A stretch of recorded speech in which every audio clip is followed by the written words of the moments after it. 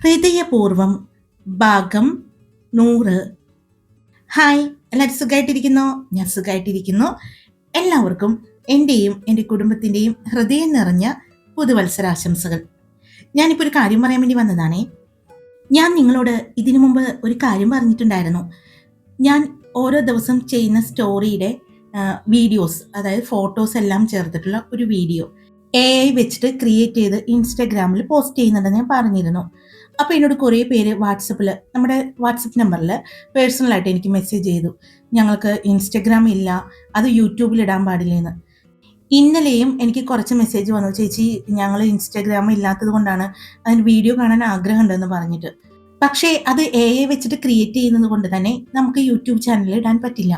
അത് ചാനലിന് പ്രശ്നമാവുന്നത് കൊണ്ട് ഞാൻ അതിനു വേണ്ടി മാത്രം എന്തും സംഭവിക്കട്ടെ എന്ന് കരുതിയിട്ട് ഒരു ദൃശ്യം 2026 എന്ന പേരിൽ വീഡിയോസ് മാത്രം ഇടാൻ വേണ്ടി ഒരു ചാനൽ തുടങ്ങി. അപ്പോൾ അതിൽ വീഡിയോസ് മാത്രമേ ഉണ്ടാവൂ.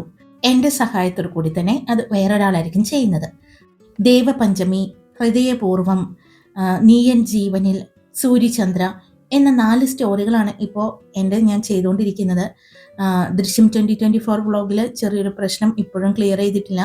വീഡിയോ അപ്ലോഡ് ചെയ്യുമ്പോൾ ആവുന്നില്ല. അപ്പോൾ അതിൻ്റെ പ്രശ്നം ഞാൻ പരിഹരിച്ചുകൊണ്ടിരിക്കുന്നുണ്ട്. അപ്പോൾ നിങ്ങളൊന്ന് കയറി കണ്ടു നോക്ക്. ഇഷ്ടപ്പെടുമെന്ന് നോക്കിയിട്ട് എന്നോട് അഭിപ്രായങ്ങളൊന്ന് പറഞ്ഞോളൂ. പിന്നെ വേണമെങ്കിൽ നമ്മൾ കഴിഞ്ഞു പോയ സ്റ്റോറികൾ എല്ലാത്തിൻ്റെയും ഓരോ അധ്യായങ്ങളിലെ വീഡിയോസ് അതിൽ അപ്ലോഡ് ചെയ്യുന്നതായിരിക്കും. സ്റ്റോറിയുടെ ആദ്യം മുതൽ അവസാനം വരെ ക്യാരക്ടേഴ്സിൻ്റെ മുഖമൊന്നും മാറാതെ അതേ ക്യാരക്ടറായിട്ട് തന്നെ നിങ്ങളുടെ മുന്നിലേക്ക് വീഡിയോ ആയിട്ട് എത്തിക്കാൻ ഞാൻ ശ്രമിക്കുന്നുണ്ട്. ഇതുവരെയുള്ള ഭാഗങ്ങളെല്ലാം ഷോർട്സ് ആയിട്ടായിരിക്കും വരുന്നത്. ഇനിയുള്ള ഭാഗങ്ങളായിരിക്കും പൂർണ്ണമായിട്ടുള്ള ഒരു വീഡിയോ രൂപത്തിലേക്ക് വരുന്നത്. ഓക്കെ, അപ്പോൾ എല്ലാവരും കണ്ടു നോക്കിയിട്ട് അഭിപ്രായം പറയണം കേട്ടോ. പോകാം സ്റ്റോറിയിലേക്ക്. സന്ദീപ് വിളിച്ചിട്ടുണ്ടായിരുന്നു. അവിടെ നടന്ന കാര്യങ്ങളെല്ലാം അവൻ വിളിച്ച് മാധവിനോട് പറഞ്ഞു. അവൻ വൈകുന്നേരത്തോടു കൂടി ഇവിടെ എത്തുമെന്ന് പറഞ്ഞു. ശരത്ത് പറഞ്ഞു. പിന്നീട് മാധവ് അറിഞ്ഞ കാര്യങ്ങളെല്ലാം അവൻ പറഞ്ഞു. അവൾ ഒരു ദീർഘനിശ്വാസത്തോടെ പുറത്തേക്ക് നോക്കി. ടെൻഷനുണ്ടോ തനിക്ക്? ശരത്ത് ചോദിച്ചു. ഇല്ല, അവൾ പതിയെ പറഞ്ഞു. എന്തുകൊണ്ടാ ടെൻഷൻ ഇല്ലാത്തത്? ശരത്ത് ഒരു കുസൃതി ചിരിയോടെ ചോദിച്ചു. നിങ്ങളെല്ലാം ഇല്ലേ എൻ്റെ കൂടെ? എനിക്കതുകൊണ്ട് ടെൻഷനില്ല. എന്തു വന്നാലും ഞാൻ നേരിടാൻ തീരുമാനിച്ചു തന്നെയാണ് ഇന്ന് രാവിലെ ആ പേപ്പറിൽ സൈൻ ചെയ്തത്, ദേവ് പറഞ്ഞു. അതെ, ഞങ്ങൾ എല്ലാവരും ഉണ്ട്, പ്രത്യേകിച്ച് ഞാനുണ്ട് കൂടെ എന്ന് പറഞ്ഞുകൊണ്ട് അവൻ മടിയിലിരുന്ന അവളുടെ കയ്യിൽ ശരത്ത് പിടിച്ചു. അവൾ ഞെട്ടലോടെ അവന്റെ മുഖത്തേക്ക് നോക്കി. അവൻ 2 കണ്ണും ചിമ്മി കാണിച്ചു. ഒരു പുഞ്ചിരിയോടെ അവളെ നോക്കി. സത്യമായിട്ടും പറഞ്ഞതാണ്, ഞാൻ ഉണ്ടാകും, എൻ്റെ മരണം വരെ നിന്റെ കൂടെ തന്നെ. എന്ത് പ്രതിസന്ധി ഘട്ടത്തിലും കൈവിട്ട് കളയാതെ ഇതുപോലെ ഈ കയ്യിൽ മുറുകെ പിടിച്ചോളാം ഞാൻ, ശരത്ത് പറഞ്ഞു. അതിന് അവളൊന്ന് പുഞ്ചിരിക്കുക മാത്രമാണ് ചെയ്തത്. താനിങ്ങനെ ചിരിക്കാതെ ഞാൻ ചോദിച്ചതിന് മറുപടി പറയേ. തനിക്ക് ജീവിക്കണമെന്ന് തോന്നുന്നില്ലേ? അവൻ ചോദിച്ചു. ഞാൻ പറഞ്ഞല്ലോ, എനിക്ക് ജീവിക്കണമെന്ന് ആഗ്രഹമുണ്ട്. ഇവിടെ വന്നപ്പോഴാണ് അതെനിക്ക് കൂടിയത്. ഇവിടെ എല്ലാവരും സന്തോഷത്തോടെ ജീവിക്കുന്നത് കണ്ടപ്പോൾ ഒരു കൊതി. ഞാൻ ആഗ്രഹിച്ചിരുന്നത്, അല്ല, ഞാനും ലക്ഷ്മിയും ആഗ്രഹിച്ചിരുന്നത് ഇതുപോലൊരു ജീവിതമായിരുന്നു. ഹരിയെ ഞാൻ പ്രണയിക്കാനുള്ള ഒരു കാരണം എന്താണെന്നറിയോ? ഹരിയുടെ ഒരു ബ്രദറുണ്ട്, ട്വിൻസാണ് അവര്. അയാൾ ഇവിടെയില്ല, എറണാകുളത്തോ മറ്റോ എന്ത് ജോലി ചെയ്യാണ്. അയാൾക്ക് ലക്ഷ്മി ഇഷ്ടമായിരുന്നു. അങ്ങനെയാകുമ്പോൾ ഞങ്ങൾക്ക് 2 പേർക്കും ഒരു വീട്ടിലേക്ക് ചെല്ലാലോന്ന് എൻ്റെ പൊട്ട ബുദ്ധിയിൽ ഞാൻ ചിന്തിച്ചു പോയി. ഹരിയാണ് എന്നോട് പറഞ്ഞത് ബ്രദറിന്റെ കാര്യം. ലക്ഷ്മിയോട് അയാൾ നേരിട്ട് പറഞ്ഞത് കൊണ്ട് വെയിറ്റ് ചെയ്യായിരുന്നു ഞാൻ. അവൾ പറയുന്നത് കേട്ടതും ശരത്ത് കാറിന്റെ ബ്രേക്കിൽ ചവിട്ടി. താൻ എന്താ പറഞ്ഞത്? അപ്പോ അങ്ങനെ ഒരു സംഭവം ഉണ്ടായോ? ഉണ്ടായി. ലക്ഷ്മിക്ക് അറിയോ? ഇല്ല, അറിയില്ല. ലച്ചുവിനോട് ഞാൻ പറഞ്ഞില്ല. അയാൾ വന്ന് നേരിട്ട് പറയാന്ന് പറഞ്ഞത് കൊണ്ട് ഞാൻ പറഞ്ഞില്ല. എന്താ അയാളുടെ പേര്? ഗിരിദേവ്. അവൾ പറഞ്ഞതും ഗിരിദേവ്. ശരത്ത് ആ പേര് മനസ്സിൽ പറഞ്ഞു. എന്തു ചെയ്യാണ് എന്ന് പറഞ്ഞോ? ഇല്ല, അതൊക്കെ നേരിട്ട് വരുമ്പോൾ പറയാന്ന് പറഞ്ഞത്. ഒരിക്കല് എൻ്റെ ആഗ്രഹം ഞാൻ പറഞ്ഞിരുന്നു. ലക്ഷ്മിക്കും എനിക്കും ഒരു വീട്ടിലേക്ക് വിവാഹം കഴിച്ച് പോകണമെന്ന് ഭയങ്കര ആഗ്രഹമാണെന്ന് പറഞ്ഞു. അപ്പോൾ ഹരി എന്നോട് പറഞ്ഞത്. ഞാനിത് തന്നോട് പറയാനിരിക്കുകയായിരുന്നു. എൻ്റെ സഹോദരന് ഒരിക്കൽ അമ്പലത്തിൽ വെച്ച് ലക്ഷ്മിയെ കണ്ടപ്പോൾ ഇഷ്ടപ്പെട്ടു എന്നും ലക്ഷ്മി വിവാഹം ആലോചിച്ച് വീട്ടിലേക്ക് വരട്ടെ എന്ന് ചോദിച്ചു എന്നും. അപ്പോൾ ഞാനാ പറഞ്ഞത് ആദ്യം നമ്മുടെ കാര്യം ഒന്ന് സെറ്റാവട്ടെ എന്ന്. പിന്നെ ഹരി പറഞ്ഞിരുന്നു അയാള് എറണാകുളത്താണ് വർക്ക് ചെയ്യുന്നത്, അപ്പോൾ ചിലപ്പോൾ അങ്ങോട്ട് പോകേണ്ടി വരും, വേണമെങ്കിൽ ഹരിക്കും അവിടെ തന്നെ ജോലി റെഡിയാക്കി അങ്ങോട്ട് പോകാമെന്ന് പറഞ്ഞു. അപ്പോൾ എനിക്ക് ഒരുപാട് സന്തോഷമാണ് തോന്നിയത്. പക്ഷെ ഇപ്പം ആലോചിക്കുമ്പോൾ അത് എനിക്ക് മാത്രമല്ല എൻ്റെ ലക്ഷ്മിക്കും കൂടിയുള്ള ട്രാപ്പായിരുന്നു എന്ന് എനിക്ക് മനസ്സിലാവുന്നത്, അവൾ പറഞ്ഞു. പെട്ടെന്ന് തന്നെ ശരത്ത് ഫോൺ എടുത്ത് ഡയൽ ചെയ്ത് ചെവിയിലേക്ക് വെച്ചു. ഹലോ സന്ദീപ്, നീ ഇറങ്ങിയോ? ആ, ഞാൻ ഇറങ്ങി. എന്താ ശരത്ത്? ഇറങ്ങിയോ? നിനക്ക് ഈ ഹരിയെക്കുറിച്ച് ഡീറ്റെയിൽ ആയിട്ട് അറിയോ? ശരത്ത് ചോദിച്ചു. ഹരിയെക്കുറിച്ച് അറിയോന്ന് വെച്ചാൽ കുറച്ചൊക്കെ അറിയാം. ഈ പറയുന്ന ഹരി ഈശ്വറിന്റെ അമ്മ വീട്ടുകാരുമായിട്ടുള്ള എന്തോ ഒരു റിലേഷൻ ഉണ്ട്. അങ്ങനെയാണ് അവര് തമ്മിൽ ഇത്രയും കണക്ഷൻ ആയത്. ഓ, അപ്പോ വെറും ഒരു ഫ്രണ്ട്സ് മാത്രമല്ല, റിലേറ്റീവ് കൂടിയാണ് അല്ലേ? ശരത്ത് ചോദിച്ചു. അതെ. ഇപ്പൊ എന്താ പ്രശ്നം? പിന്നീട് ശരത്ത് ദേവിക പറഞ്ഞ കാര്യങ്ങളെല്ലാം പറഞ്ഞു. ഹരിക്ക് അങ്ങനെ ഒരു സഹോദരനുള്ള കാര്യം എനിക്കറിയില്ലല്ലോ. ഇല്ലേ? ഉറപ്പാണോ? ആ, ഉറപ്പാണ്. വേണമെങ്കിൽ ഒരു മിനിറ്റ് ഒന്ന് കട്ട് ചെയ്യേ, ഞാനൊന്ന് വിളിച്ച് കൺഫേം ചെയ്തിട്ട് പറയാം എന്ന് പറഞ്ഞുകൊണ്ട് ഫോൺ കട്ട് ചെയ്തു. ശരത്ത് ദേവികയെ നോക്കി. അവനെ തന്നെ ശ്രദ്ധിച്ചോണ്ടിരിക്കുകയായിരുന്നു ദേവിക. എന്താ, എന്തെങ്കിലും പ്രശ്നമുണ്ടോ? ദേവിക ചോദിച്ചു. പ്രശ്നമുണ്ടോന്ന് ചോദിച്ചാ ചെറിയൊരു പ്രശ്നമുണ്ട്. എന്റെ സംശയം ശരിയാണെങ്കിൽ പ്രശ്നമൊന്നും ഉണ്ടാവില്ല. എന്താ? അതൊക്കെ പറയാം, ഒന്ന് വെയിറ്റ് ചെയ്യ്. എന്തായാലും സന്ദീപ് ഒന്ന് വിളിക്കട്ടെ എന്ന് പറഞ്ഞുകൊണ്ട് ശരത്ത് കാറെടുത്തു. കുറച്ചു സമയം കഴിഞ്ഞതും ശരത്തിന്റെ ഫോൺ റിങ് ചെയ്തു. സന്ദീപാണ് എന്ന് കണ്ടതും ഫോൺ എടുത്ത് സ്പീക്കറിലിടാൻ പറഞ്ഞു. ശരത്ത് ഡ്രൈവ് ചെയ്തു. അവൾ ഫോൺ എടുത്ത് സ്പീക്കറിലിട്ടു. ആ ശരത്ത്, നീ പറഞ്ഞത് ഞാൻ അന്വേഷിച്ചു. ഹരിക്ക് അങ്ങനെ ഒരു സഹോദരനൊന്നുമില്ല. പിന്നെ എന്തിനായിരിക്കും അവൻ ദേവികയോട് അങ്ങനൊരു കള്ളം പറഞ്ഞത്? സന്ദീപ് ചോദിച്ചു. അതിന് നീ ഇത്ര തലപുകയൊന്നും വേണ്ട. ഹരി ആർക്കു വേണ്ടിയാണ് ദേവികയെ ഇഷ്ടമാണെന്ന് പറഞ്ഞ് പ്രപ്പോസ് ചെയ്തതും പ്രണയം നടിച്ചതുമെല്ലാം? ശരത്ത് ദേവികയെ നോക്കിക്കൊണ്ട് തന്നെയാണ് ഫോണിലൂടെ സന്ദീപിനോട് ചോദിച്ചത്. അത് ഈശ്വറിന് വേണ്ടിയല്ലേ? അതെ. അപ്പോ തനിക്ക് ഒരു ഇരട്ട സഹോദരനുണ്ട് എന്ന് അവൻ ദേവികയെ പറഞ്ഞ് ബോധ്യപ്പെടുത്തി. എന്നിട്ട് അവൻ തന്നെ ഈ പറയുന്ന ഗിരിദേവ് എന്ന് പറയുന്ന പേരില് ലക്ഷ്മിയുടെ മുന്നിൽ വന്ന് പ്രത്യക്ഷപ്പെടും. ലക്ഷ്മിയോട് ഒരിഷ്ടം പറയും. ഇവര് രണ്ടുപേരും എങ്ങനെയെങ്കിലും ഒരുമിച്ച് ജീവിക്കണം, ഒരുമിച്ച് ഒരു വീട്ടിലേക്ക് വിവാഹം കഴിച്ചു പോകണം എന്ന് ആഗ്രഹമായിട്ട് നടക്കുന്ന രണ്ടുപേരാണ്. തീർച്ചയായിട്ടും ലക്ഷ്മി സമ്മതിക്കും. ഇനി അഥവാ ലക്ഷ്മി സമ്മതിച്ചില്ലെങ്കിൽ ദേവിക സമ്മതിപ്പിക്കും. അത് പറഞ്ഞുകൊണ്ട് അവൻ ദേവികയെ നോക്കി. ദേവിക ഞെട്ടലോടെ ശരത്തിനെ നോക്കി. അവളുടെ കൈകൾ അറിയാതെ തന്നെ ശരത്തിന്റെ കയ്യിൽ പിടിച്ചു. അതായത് ഇതിനു പിന്നിൽ ഭയങ്കര പ്ലാനിങ് നടന്നിട്ടുണ്ട് അല്ലേ? സന്ദീപ് ചോദിച്ചു. തീർച്ചയായിട്ടും ഭയങ്കര പ്ലാനിങ് നടന്നത്. പക്ഷെ കണക്കുകൂട്ടലിൽ തെറ്റിച്ചത് ലക്ഷ്മി ആ കുത്തിയത് കൊണ്ട് മാത്രമാണ്. അല്ലെങ്കിൽ ആ കണക്കുകൂട്ടലുകൾ അവരുടെ ഒന്നും തെറ്റില്ലായിരുന്നു. ഈ രണ്ട് പെൺകുട്ടികളും അവരുടെ ട്രാപ്പിൽ പെട്ടേനെ. ശരത്ത് പറഞ്ഞു. എന്തായാലും നമുക്ക് വൈകുന്നേരം കാണാം. നീ വൈകുന്നേരം ആവുമ്പേക്ക് എത്തില്ലേ? ശരത്ത് ചോദിച്ചു. ആ, ഞാൻ എത്തും. നീ ഇപ്പോ എവിടെ പോവാണെന്ന് തോന്നുന്നു? വണ്ടികളുടെ ബഹളം കേൾക്കുന്നുണ്ടല്ലോ. സന്ദീപ് ചോദിച്ചു. ആ അതെ, എനിക്ക് ഹോസ്പിറ്റൽ വരെ പോണം. പിന്നെ ദേവികയെ സ്കൂളിലും ഒന്ന് കാണിക്കണം. അവര് കാണുമെന്ന് പറഞ്ഞിട്ടുണ്ട്. ഇന്റർവ്യൂ ഒന്നുമില്ല, അതിന്റെ കാര്യങ്ങളൊക്കെ ഞാൻ നോക്കിയിട്ടുണ്ട്. ശരത്ത് പറഞ്ഞു. എന്നാ പോയിട്ട് വാ എന്ന് പറഞ്ഞുകൊണ്ട് ഫോൺ കട്ട് ചെയ്തു. അപ്പോഴും ഞെട്ടലോടെ ഇരിക്കുകയായിരുന്നു അവൾ. എന്തിനാ ഇങ്ങനെ ഇടയ്ക്കിടയ്ക്ക് ഞെട്ടുന്നത്? അവരുടെ കാര്യത്തില് ഞെട്ടാൻ മാത്രമേ നിങ്ങൾക്ക് സമയമുണ്ടാകൂ. പിന്നെ ഇത് അവന്റെ ഒരു പ്ലാനിങ് ആയിരുന്നു. അവനറിയാം നിന്നെ ഒരിക്കലും ഈശ്വർ വിട്ടുകൊടുക്കില്ല എന്ന്. അപ്പോ അവനൊരു പെണ്ണിന് വേണമായിരുന്നു. അതിന് അവൻ ഒരു മുൻകരുതൽ എടുത്തു, അത്ര തന്നെ. ശരത്ത് പറഞ്ഞു. ശരിക്കും ചെറിയൊരു കെണിയല്ലായിരുന്നു അല്ലേ? അവൾ ചോദിച്ചു. അല്ല, വലിയൊരു കെണിയാണ് നിങ്ങൾക്ക് ചുറ്റും ഉണ്ടായിരുന്നത്. നിങ്ങള് എന്തു ഭാഗ്യം കൊണ്ടാണ് അവിടെ നിന്നും രക്ഷപ്പെട്ടത്. ശരത്ത് പറഞ്ഞു. ഇനിയും എന്തെങ്കിലുമൊക്കെ നമ്മൾ അറിയാനുണ്ടാകും. ഇതുപോലെ പതിയെ പതിയെ നമ്മുടെ മുന്നിലേക്ക് എല്ലാം തെളിഞ്ഞു വരും. ശരത്ത് പറഞ്ഞുകൊണ്ട് വീണ്ടും വണ്ടി ഓടിച്ചു. ആദ്യം പോയത് ദേവികയുടെ സ്കൂളിലേക്കാണ്.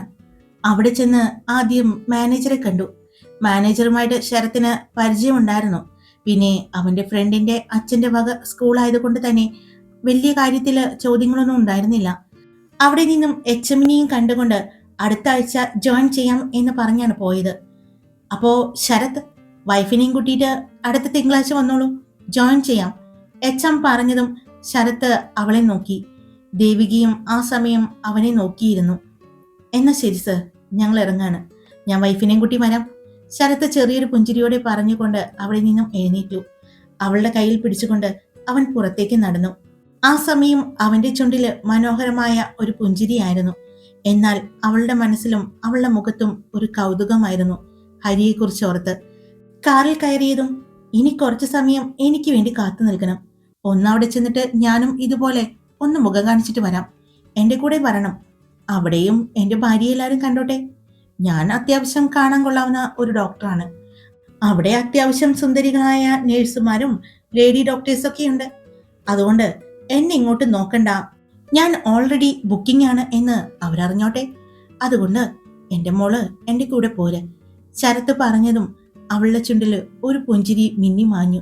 അത് അവൻ കാണുകയും ചെയ്തിരുന്നു. ഹോസ്പിറ്റലിൽ എത്തിയതും ശരത്ത് സ്കൂളിൽ ചെയ്തതുപോലെ തന്നെ അവളുടെ കൈപിടിച്ചുകൊണ്ടാണ് പോയത്. അവിടെ ചെന്ന് അരമണിക്കൂറിന് ശേഷമാണ് അവർ ഇറങ്ങിയത്. അടുത്ത ആഴ്ച അവനും വന്ന് ജോയിൻ ചെയ്യാം എന്ന് പറഞ്ഞാണ് അവൻ ഇറങ്ങിയത്. അവിടെ നിന്ന് ഇറങ്ങുമ്പോൾ ശരത്തിന്റെ മനസ്സിലും ദേവികയുടെ മനസ്സിലും നിറഞ്ഞ സന്തോഷമായിരുന്നു. ഹോസ്പിറ്റലിലെ എല്ലാവരോടും അവൻ വിവാഹം കഴിക്കാൻ പോകുന്ന പെൺകുട്ടി എന്ന് പറഞ്ഞാണ് എല്ലാവർക്കും മുന്നിലും അവളെ പരിചയപ്പെടുത്തി കൊടുത്തത്. എന്റെ ഭാര്യയാണ് എന്ന് പറയാൻ എനിക്ക് അറിയാൻ പാടില്ലാഞ്ഞിട്ടല്ല, എനിക്ക് പേടിയുമില്ല. പക്ഷേ അവന് നോക്കും, ഈ കഴുത്തില് ഒരു താലിയില്ലല്ലോ എന്ന്, ഈ സീമന്തരേഖ ചുവന്നിട്ടില്ലല്ലോ എന്ന്. അപ്പോൾ പിന്നെ പല സംശയങ്ങളും വരും. അതുകൊണ്ടാണ് വിവാഹം കഴിക്കാൻ പോകുന്ന പെൺകുട്ടിയാണ് എന്ന് ഞാൻ പറഞ്ഞത്, ശരത്ത് പറഞ്ഞു. പിന്നീട് അവൻ കൊണ്ടുപോയത് സന്ദീപിന്റെ സൂപ്പർ മാർക്കറ്റിന്റെ അടുത്തുള്ള അവരുടെ ഷോപ്പിംഗ് കോംപ്ലക്സിലേക്കാണ്. അത് വാങ്ങാനുള്ള കാര്യങ്ങൾ നോക്കുന്നുണ്ടെന്ന് എല്ലാം പറഞ്ഞ് അവൾക്ക് വിശദമാക്കി കൊടുത്തു. അതിനുശേഷം ഒരു കാറിന്റെ ഷോറൂമിലേക്കാണ് പോയത്. അവിടെ ചെന്ന് നിന്നതും അവൾ അവനെ നോക്കി. ഇറങ്ങ്, നമ്മളെന്താ ഇവിടെ? അവൾ ചോദിച്ചു. അതോ, നമുക്ക് സ്വന്തമായിട്ടൊരു വണ്ടി വേണ്ടേ?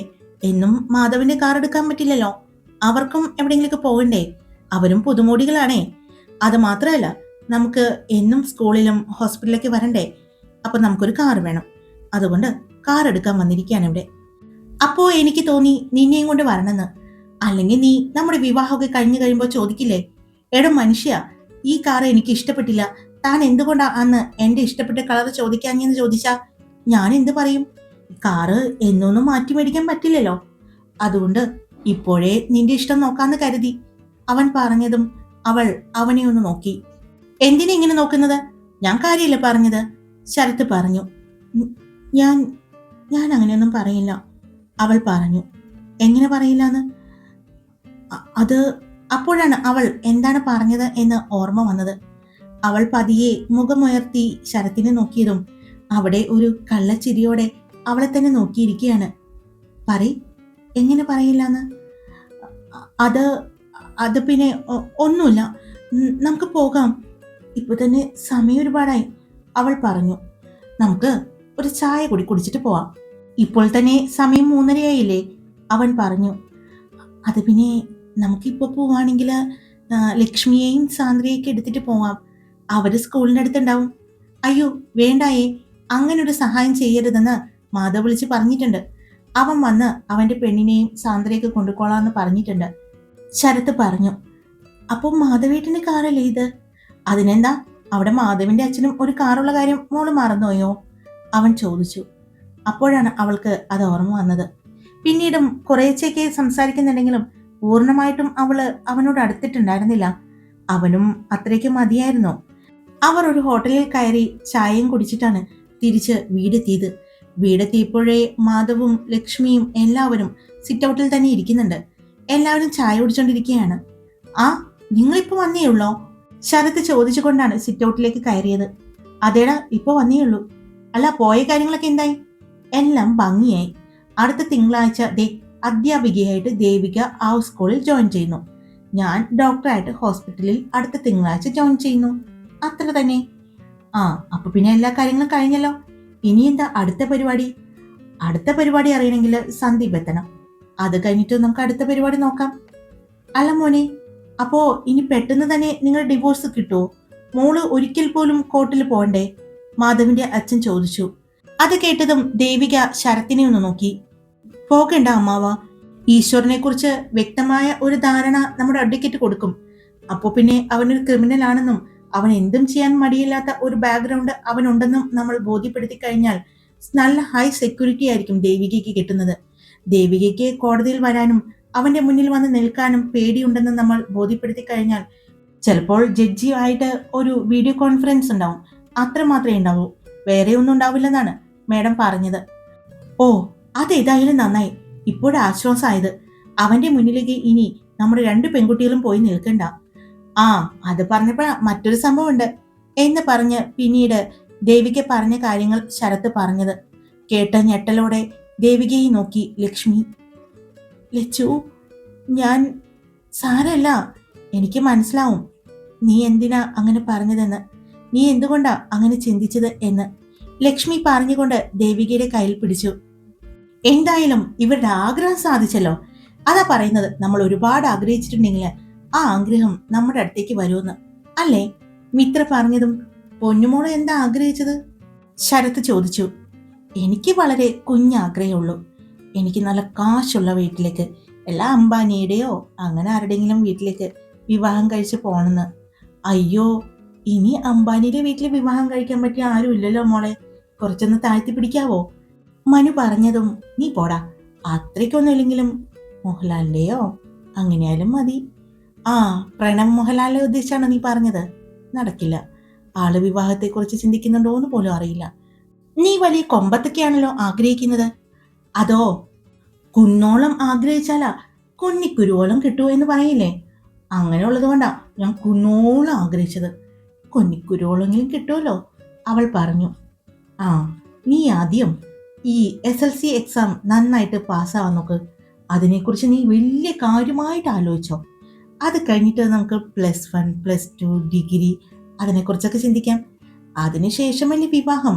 എന്തായാലും ഒരു 10 വർഷത്തേക്ക് വിവാഹത്തെക്കുറിച്ച് മോള് ചിന്തിക്കേ വേണ്ട. മാധവിന്റെ അച്ഛൻ പറഞ്ഞതും അപ്പൊ എനിക്ക് 25 വയസ്സാവില്ലേ? അതെ, 25 വയസ്സാവും.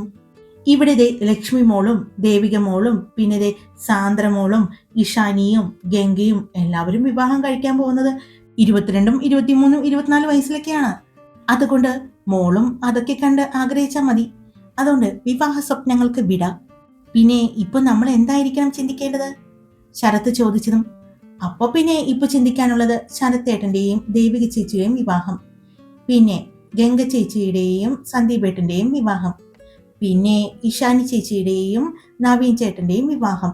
മിത്ര പറഞ്ഞതും ടീച്ചറമ്മയും മാഷച്ചനും മാധവിന്റെ അച്ഛനും അമ്മയും ഒന്ന് ഞെട്ടി. ഗംഗയും സന്ദീപും തമ്മിലോ? അതായത് ദേവർമഠത്തിലെ സന്ദീപുമായിട്ട്? സീതാമ്മ ഞെട്ടലോടെ ചോദിച്ചതും എല്ലാവരും മിത്രയെ നോക്കി. പിന്നെ നോക്കിയത് ഗംഗയായിരുന്നു. ആ സമയം തന്നെയാണ് സന്ദീപിന്റെ കാറ് ആ വീടിന്റെ മുറ്റത്ത് വന്ന് നിന്നത്. പൂർത്തിയായി, ഗംഗ പതിയെ പറഞ്ഞു. ഹായ്, എല്ലാവരും സുഖമായിട്ടിരിക്കുന്നോ? ഞാൻ സുഖമായിട്ടിരിക്കുന്നു. അപ്പൊ സ്റ്റോറി ഇട്ടിട്ടുണ്ട്, ഇഷ്ടപ്പെട്ട ലൈക്ക് ചെയ്യുക, ഹൈപ്പ് ചെയ്യുക, നിങ്ങളുടെ അഭിപ്രായം കമന്റ് ചെയ്യുക. സബ്സ്ക്രൈബ് ചെയ്ത് കേൾക്കുന്നവരുണ്ടെങ്കിൽ സബ്സ്ക്രൈബ് ചെയ്ത് സപ്പോർട്ട് ചെയ്തോളൂ. Love you all. It's Karthika.